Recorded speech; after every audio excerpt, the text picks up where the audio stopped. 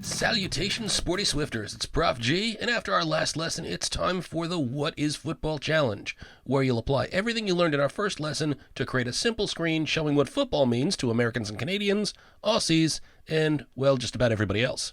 If you're new here, welcome. You might want to check out the course playlist so you can see how we got here. Now I'm going to open the You Are Awesome project folder we created in the last lesson and double-click on our xcode.proj file to launch Xcode and load up our project. Now, as a reminder, we ended here. We got in a beginner's tour of Xcode, we learned a bunch of shortcuts, tips, and tricks, we laid out this interface, and while doing so, we learned about VStacks, HStacks, the image and text views, and a bunch of modifiers. So you now have all the knowledge you need for this challenge. You'll build a new Xcode project called Football. The text view will say, what is football to you, as shown. So you need to determine the modifiers you need and what values you need to use to get your text to look like this. You'll also need to include 3 images in the orientation shown. They're side by side, and you want to use the colors that you see here. Now, normally when working on a team, your designer will give you the specific colors and images to use, but as you start your SwiftUI journey, I want you to be comfortable exploring different options so that you strengthen your knowledge of each technique. So why don't you pause, give this a shot, and when you're done, resume, and we'll compare answers. Now, as some backgrounds, challenges like this are similar to what I give my students each week in class. So the university course that I teach is flipped. That means in what would normally be homework time outside of class, students are actually learning by watching the same video lessons that you see online. But we do meet in class together once a week for 2.5 hours, and I might recap some of what's learned, answer any student questions, and I'll present a series of challenges like this. I'll give students time to work through the challenges on their own in class, and I do encourage students to work together. If they're stuck, it's okay to open code, slides from class, or ask a peer for help. But I insist that they eventually go back and solve the challenges later on their own without help, so that they can be ready for the exam and they can be sure that they've got concepts down in a way that employers expect. That's what you should be doing too. So with that said, let's show an answer. Now, just to show you, it is possible to have 2 SwiftUI projects up and open at the same time. I could leave this one up, that's our You Are Awesome project that we created in the last lesson, then go up here to the File menu and select New Project. Now, I'm not going to do this, but as a pro tip, if you do happen to have 2 projects up at the same time, there's a keyboard shortcut that allows you to flip between the 2 projects. It's Command accent character. On the US keyboard, that accent character is up where the tilde is, just above the tab character. Each time you press Command accent, you'll flip to the next project that's open in Xcode. And if you didn't know that already, that's a super useful shortcut, worth memorizing, and it works in most other Mac apps too. But to make sure that everyone remembers how to create a project from scratch when Xcode is closed, I'm going to quit Xcode now, then start it back up. Now when you do, you'll notice a pane at the right side of the start screen. This shows any projects that you'd previously worked on, and as long as you didn't move the project folder to a different location on your Mac, you can just double-click a project name to launch it. But we want to create a new project, so we'll click that.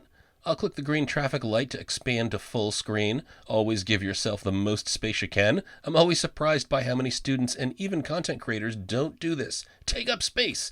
Now, I do prefer to have the menu bars on top versus the other full screen mode that you can use on the Mac. I'll show you why in a future lesson when it's most relevant. Now, this is going to be an iOS app project. Click Next. The project name is Football, and all the defaults should be just as they were in the prior lesson. Once again, we're not going to be using testing or storage, so set those to none. Then select Next. I'm going to save mine to the desktop, but do select Create Git Repository, then click Create. I'll adjust my screen, hide my navigator, and I could reuse the text view here, but I'm going to start by deleting everything in the VStack. Now, to add a text view between the VStack's curlies, I'm going to start typing text, and I got a bunch of options in here, but the one we'll use almost exclusively in our course is this one here that says text with an underscore and attributed content. Now you'll see that Xcode suggests using something called attributed string. Don't worry about that right now. An attributed string is just a fancier version of a regular string.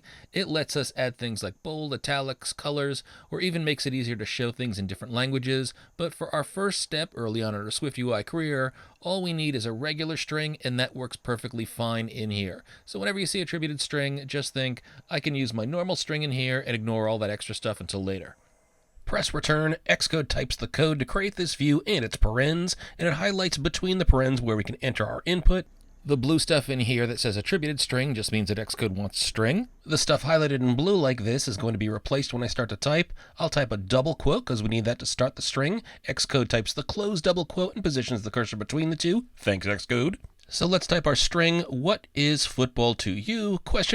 Even in strings, try to match the same capitalization that I use. This is going to be important in future lessons when we work with new techniques. Now this shows up in the preview, but it's in the standard font, so let's change this. The image of the completed example showed a large font in here. So in a line under our text view, let's say dot font, select the font option, press return, and in between the parens I can enter dot, start typing large title, there it is with it highlighted, press return, and I get the big text that I want.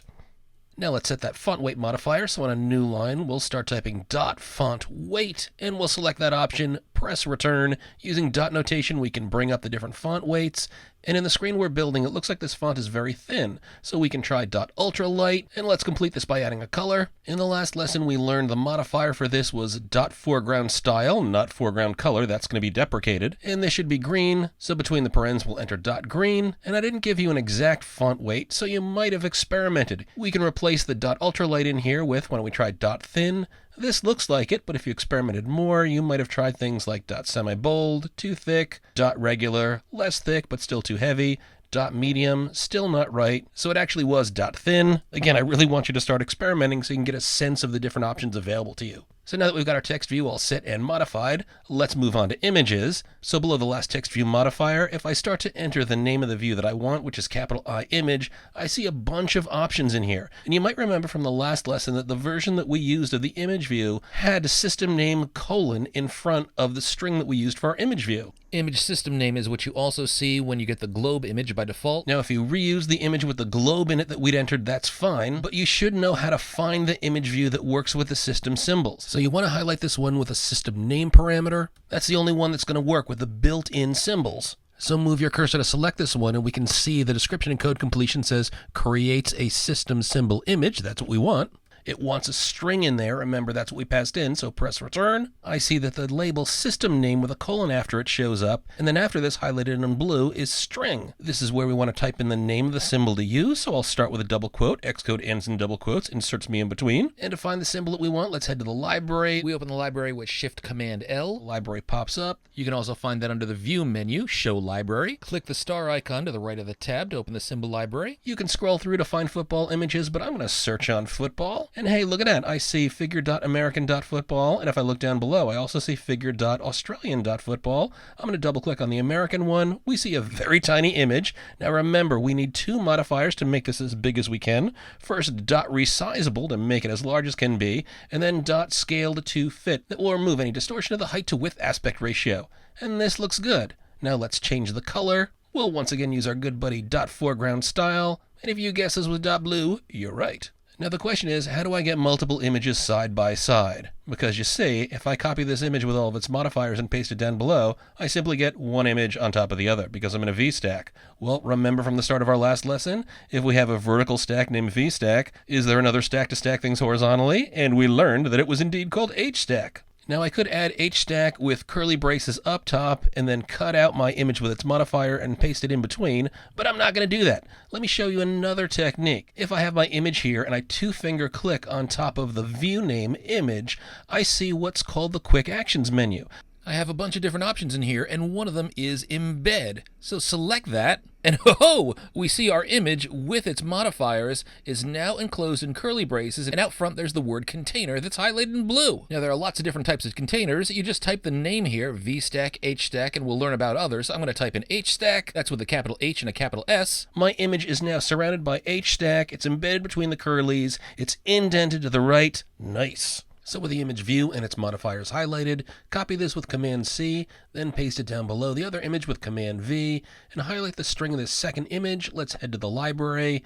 I've got to search on football again, and select the Australian rules football symbol with a double click, and I have that in my string in the second image. It's showing up in my preview.